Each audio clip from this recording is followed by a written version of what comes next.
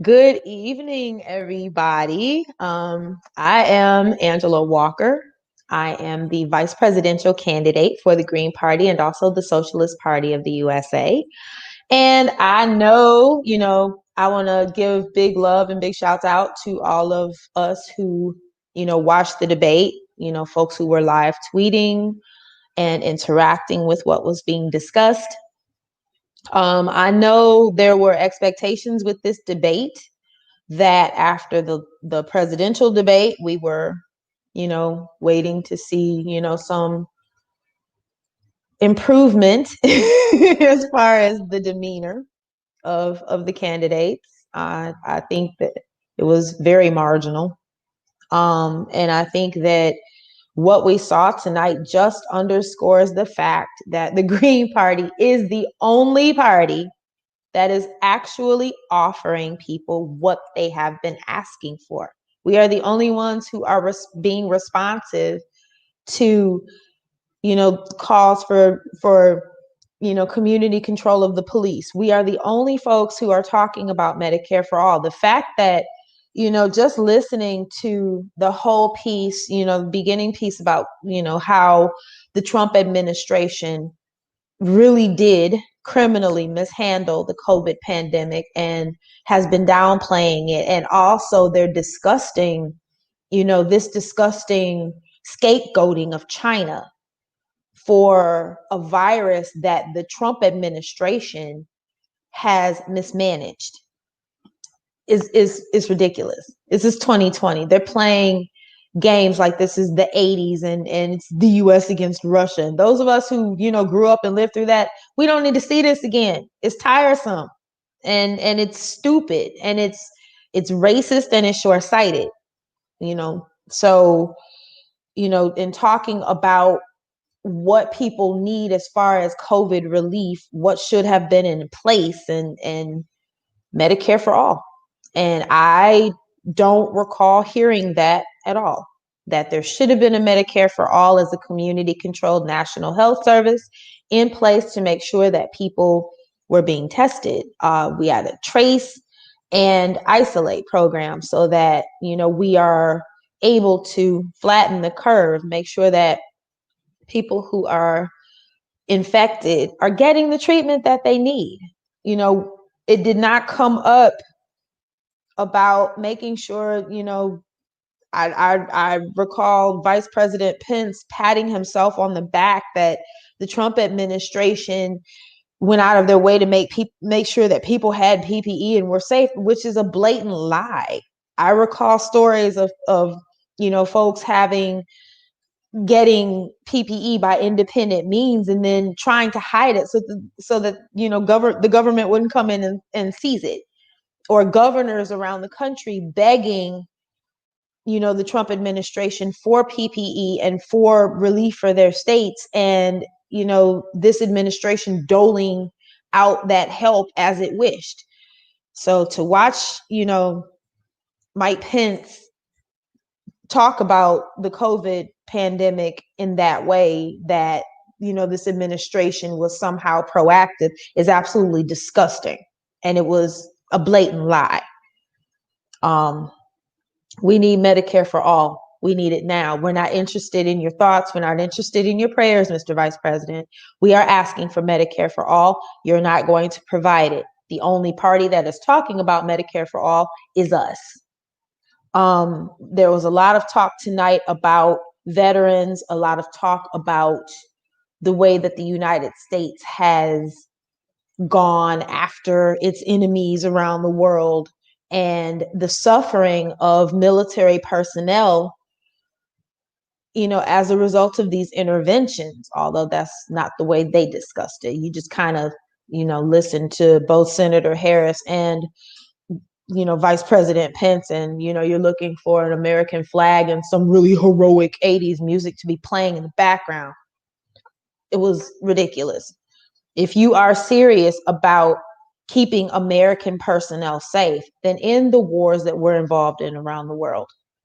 Our campaign calls for defunding the military by 75%, which also reduces our carbon footprint.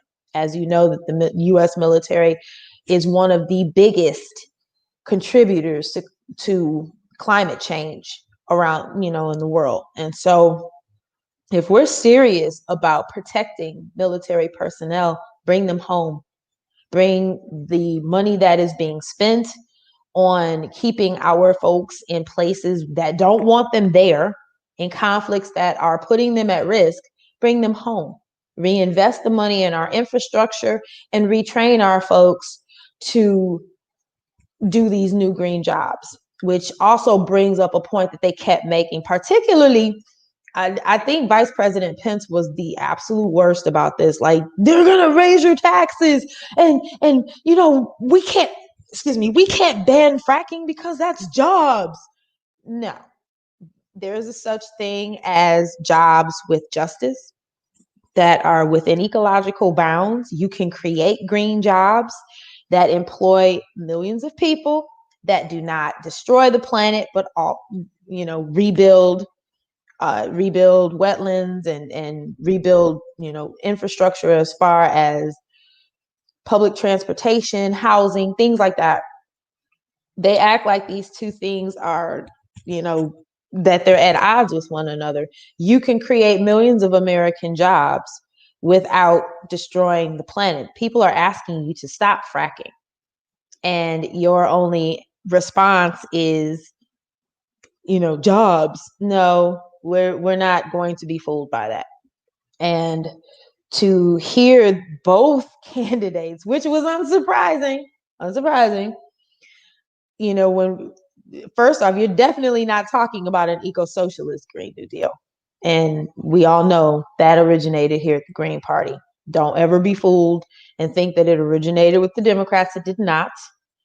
And to listen to both of the candidates tonight speak of the Green New Deal as if it were something that they needed to be distanced from, that ending our dependence on fossil fuels, which people have been calling for, that ending that dependence is something we should be ashamed of, or something, somehow shameful. No. Joe Biden has repeatedly said that he does not support a Green New Deal. So to hear Senator Harris tonight talk about Joe Biden championing a clean environment, my only question was how?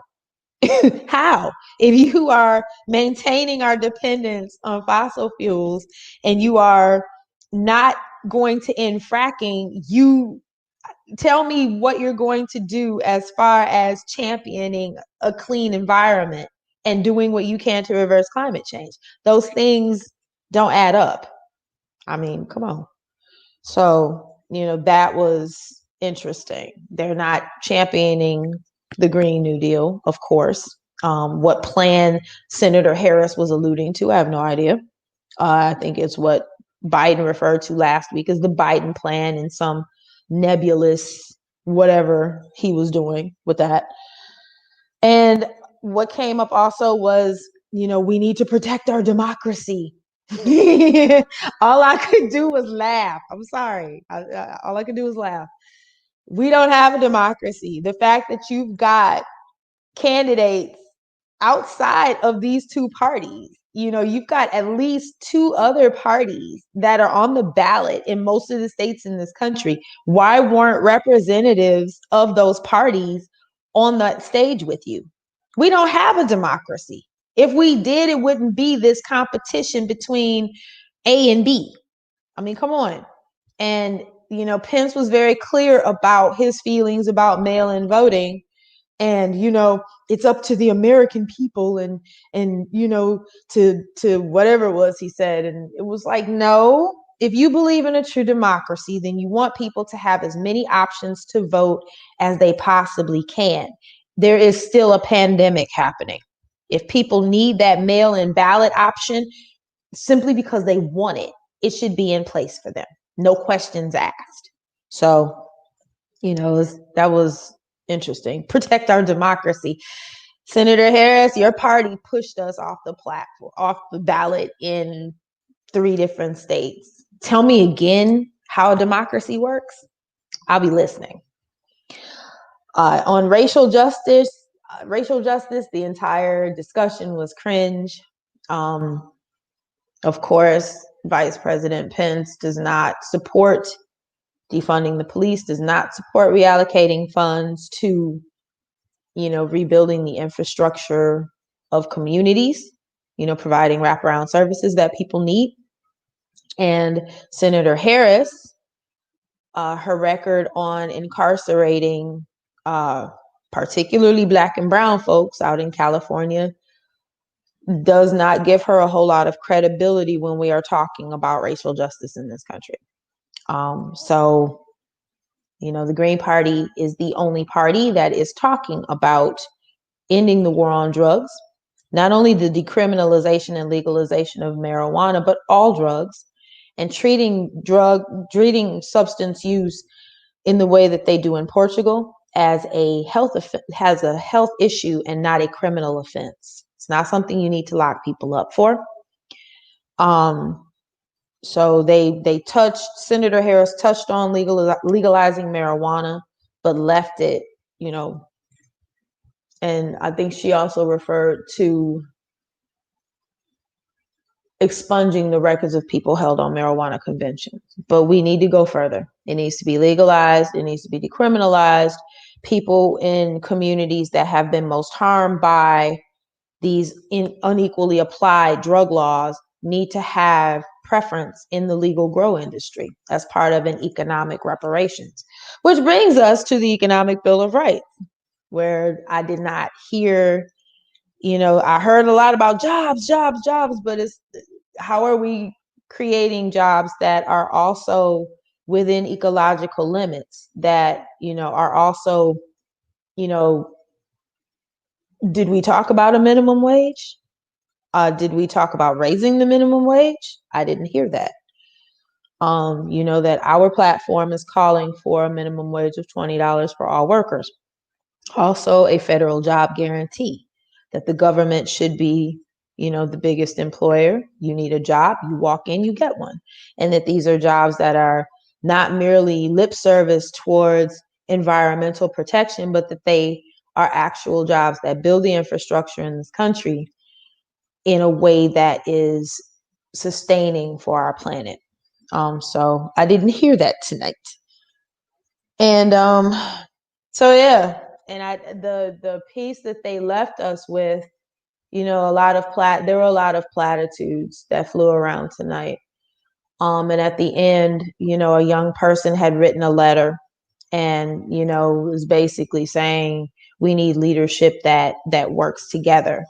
And we have seen from both administrations that, they work together when it is in the interest of making sure that, they are taken care of. But when it comes to poor people, it comes to working class people, we're basically left on our own. And the only party that is stepping up for the working class, the only party that is concerned with the needs of everyday people, is the Green Party. We are the only ones that are putting platform policies forth that are actually responsive to what people have been asking for. And so I think at the end of the day, the debate was interesting. I didn't hear anything substantially changing. They're not talking about changing the system. We are. And I think folks just need to realize a better world is possible, but you cannot be relying on the two-party duopoly to make that happen. So those are my thoughts, and y'all stay safe.